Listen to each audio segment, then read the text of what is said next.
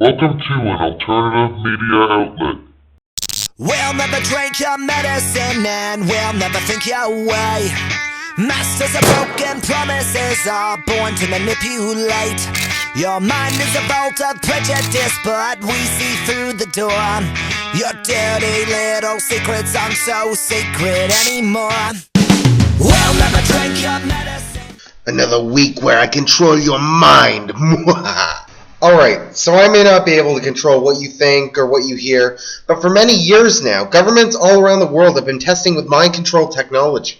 Welcome to Fact vs. Theory, week 5 here. Ryan Griska signing in as always. And for those who follow my show every week, I do want to say sorry for not getting this video out sooner.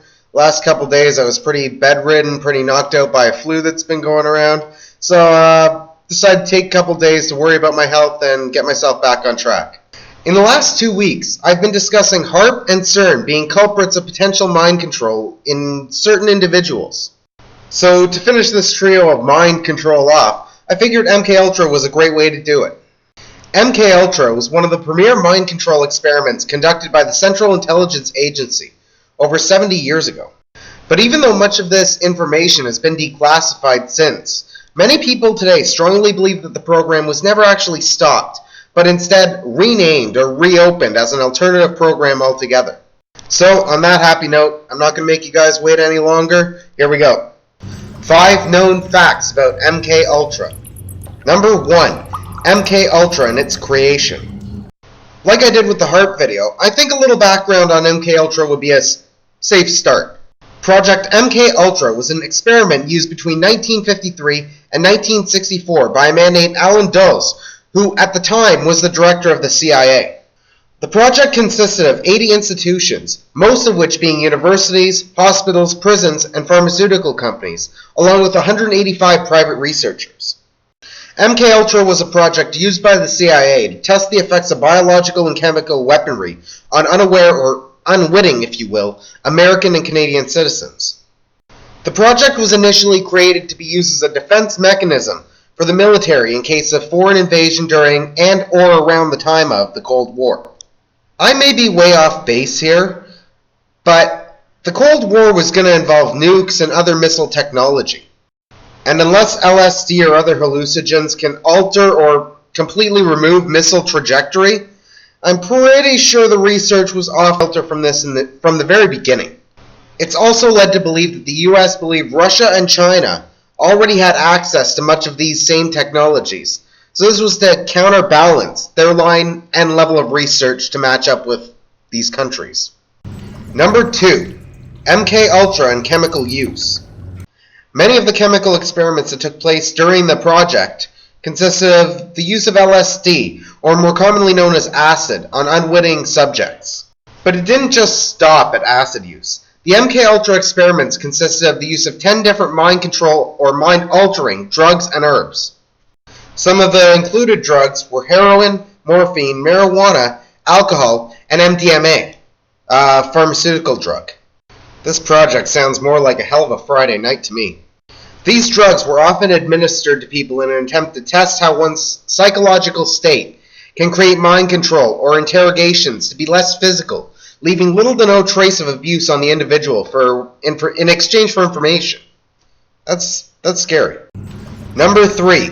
MKUltra covert experiments.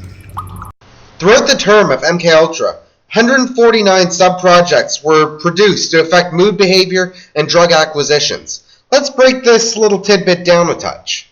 6 of these projects were conducted on individuals who were completely oblivious to the testings. 7 included the unwitting acceptance of mind-altering drugs or chemicals. 8 of these sub-projects used hypnosis techniques to alter or impact one's responses and mental awareness. And 9 of them included sleep deprivation to impact the influence on one's behavior and mood. And clearly, this was just a small list. Oddly enough, the CIA lost or simply destroyed all of these records in 1973 by the order of CIA Director Richard Helms. 3 words: obstruction of justice. Number 4. MKUltra and citizen treatment. Alright, anytime you're taken in by a government agency against your will, there's no question that you're in for a rough ride. MKUltra was no different. During the time of the experimentations, many individuals were not only exposed to the chemicals, but other forms that altered one's state of mind or psychological behavior. These methods include sensory deprivation, hypnosis therapy, abuse, both sexual and verbal, and even go as far as isolation and torture in certain individuals. And if you think that's bad, as it just so happens, reports have also been made by many individuals who were involved or a part of this program. Some of these reports include test subjects being forced to eat their own droppings and drink their own urine. It's pretty disturbing shit. And to go even further, some were even forced to kill due to psychological, physiological, or chemical effects, all in the name of science.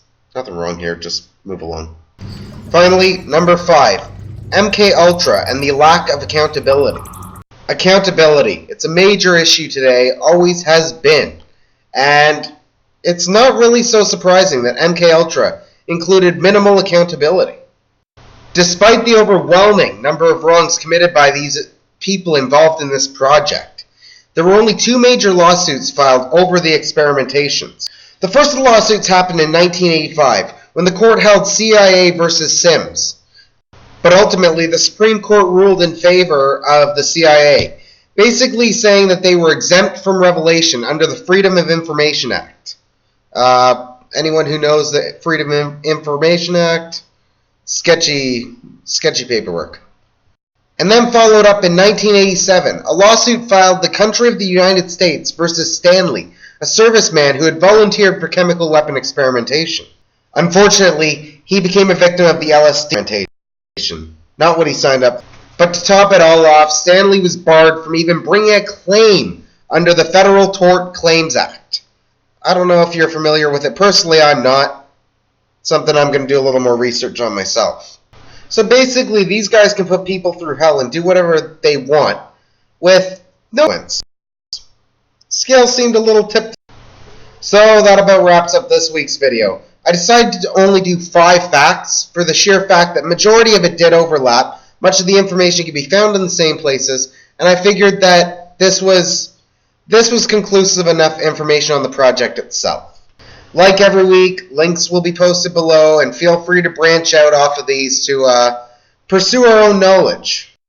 Obviously, there's no doubt in my mind this was wrong, and without any official documents remaining after 1973, it'll be hard to track even more precise information. But theory opens doors to all facts, so theorize the possibilities. Either way, this was a long time ago, and no doubt in my mind, similar events have been tested on through other secret agencies on other unsuspecting or unwitting people. Keep yourself awake, fool.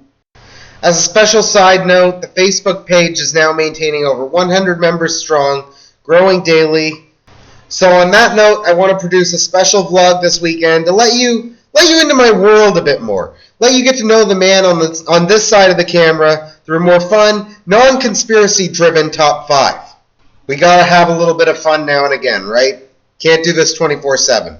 So shoot me some suggestions as to a top 5 you want to hear, be it video games, sports, etc. I'll ignite the fuse to something special for all those who follow me on this YouTube channel and Facebook page. And as always, like Fact vs. Theory on Facebook, subscribe below. Can't wait to catch you all next week with another informative video. So, I'm Ryan Griska, Fact vs. Theory, exposing the truth, one theory at a time. Take it easy, y'all. Peace.